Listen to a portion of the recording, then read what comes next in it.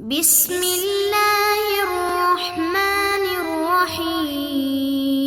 بسم اللہ الرحمن الرحیم والصلاة والسلام علی اشرف الانبیاء والمرسلین، اما بعد۔ معزز سامعین، کتاب البیع کا بیان چل رہا تھا۔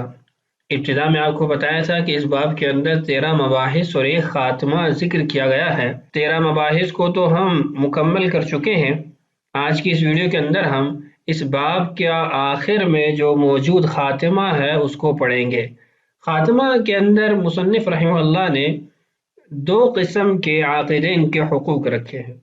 عقد کرنے والے اگر اس چیز میں اختلاف کرتے ہیں کہ پہلے کون ادائیگی کرے، مشتری ثمن دے یا بائع وہ پہلے مبی حوالے کرے، تو اس صورت میں کس کو پہلے سپرد کرنے کا، عوض سپرد کرنے کا مکلف بنایا جائے گا۔ اور دوسرا مسئلہ ہمارا یہ ہے کہ عوض ادا کرنے کے اندر جو خرچ آتا ہے وہ کس کے ذمہ ہوگا۔ ثمن کی ادائیگی میں خرچ کس کے ذمہ آئے گا، اور مبی حوالے کرنے میں جو ضروریات ہوتی ہیں، لوازمات ہوتے ہیں، اس کا خرچہ کس پر آئے گا۔ پہلے عبارت پڑھ لیتے ہیں، پھر دونوں مسئلوں کو سمجھتے ہیں۔ وَأُجْرَةُ الْكَيْلِ وَالْوَزْنِ وَالْعَدِّ وَالزَّرْعِ عَلَى الْبَائِعِ وَأُجْرَةُ وَزْنِ الثَّمَنِ وَنَقْدِهِ عَلَى الْمُشْتَرِي وَفِي بَيْعِ سِلْعَةٍ بِثَمَنٍ سُلِّمَهُ أَوَّلًا وَفِي غَيْرِهِ سُلِّمَ مَعًا، أي في بيع السلعة بالثمن أي بالدراهم والدنانير سلم الثمن أولا لأن السلعة تتعين بالبيع والدراهم والدنانير لا تتعين إلا بالتسليم فلا بد من تعيينها لئلا يلزم الربا، وفي غيره أي في بيع السلعة بالسلعة وهو بيع المقايضة وفي بيع الثمن بالثمن أي الصرف سلم معا لتساويهما في التعيين وعدمه۔ یہ ہے آج کے ہمارے سبق کی عبارت۔ پہلا مسئلہ دیکھیے، وہ اجرت الکیل والوزن، یعنی عوض ادا کرنے کے اندر جو خرچ ہوگا وہ کس پر آئے گا۔ تو پہلے بائع سے متعلقہ ذکر کیا کہ ناپنے کی اجرت، وزن کرنے کی اجرت، والعدی اور مبی کو گننے کی اجرت، والزرعی اور زرع کے ذریعے مبی کو ناپنے کی جو اجرت ہے، علی البائع بائع پر آئے گی۔ اس کے برعکس جو عوض مشتری ادا کرے گا وہ مشتری پر اس کا خرچ آئے گا۔ وہ اجرت وزن الثمن، اگر ثمن کا وزن کرنا ہے، ونقدہ اس کو پرکھنا ہے، تو یہ علی المشتری مشتری کے ذمے ہوگا۔ یعنی جو جس عوض کو ادا کرے گا دوسرے تک مکمل طور پر صحیح سالم پہنچانے میں جو خرچ آئے گا اسی کو وہ لازم ہوگا۔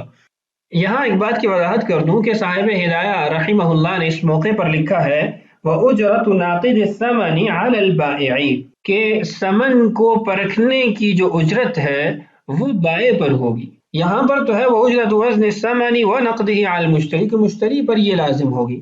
تو اس کا جو جواب ہے یا حل ہے وہ یہ ہے کہ جو یہاں پر مذکور ہے یہ اس صورت میں ہے جب مشتری نے ابھی تک بائع کے حوالے ثمن کو نہیں کیا، تو بائع کے حوالے کرنے سے پہلے اس کا پرکھنا، اس کا وزن کرنا یہ مشتری کی ذمہ داری ہے۔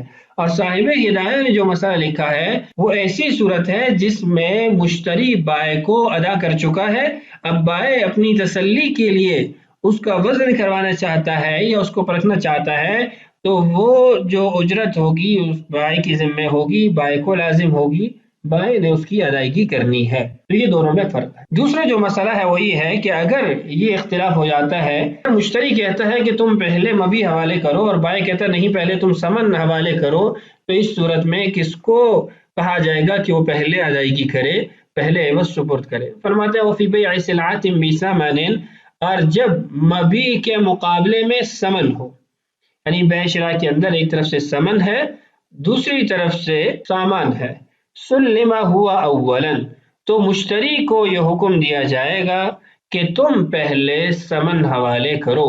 وفی غیرہ، اور اس کے علاوہ جو دیگر ہیں، اس کے علاوہ دیگر کا مطلب یہ ہے کہ وفی بیع سلعۃ بسلعۃ یا فی بیع ثمن بثمن، ان صورتوں کے اندر سلم معا، دونوں ایک دوسرے کو اکٹھے وہ سپرد کریں گے، چیز ادا کریں گے۔ ای فی بیع السلعۃ بالثمن ای بالدراہم والدنانیر سلم الثمن اولا۔ اس عبارت کی وضاحت یہ ہے کہ اگر خرید و فروخت وہ سامان کے بدلے میں قیمت ہے، ثمن ہے، یعنی درہم دینار ہے یا کوئی بھی رائج الوقت سکہ ہے، کرنسی ہے، سلم الثمن اولا، پہلے ثمن حوالے کیا جائے گا، کیوں؟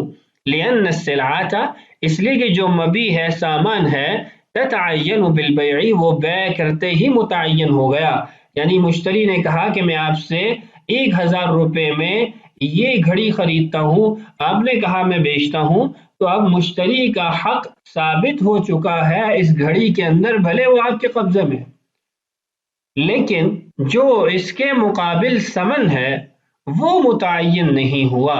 والدراہم والدنانیر لا تتعین الا بالتسلیم، درہم و دینار یا کوئی بھی کرنسی وہ ادائیگی کرنے سے، سپرد کرنے سے ہی طے ہوتی ہے، متعین ہوتی ہے۔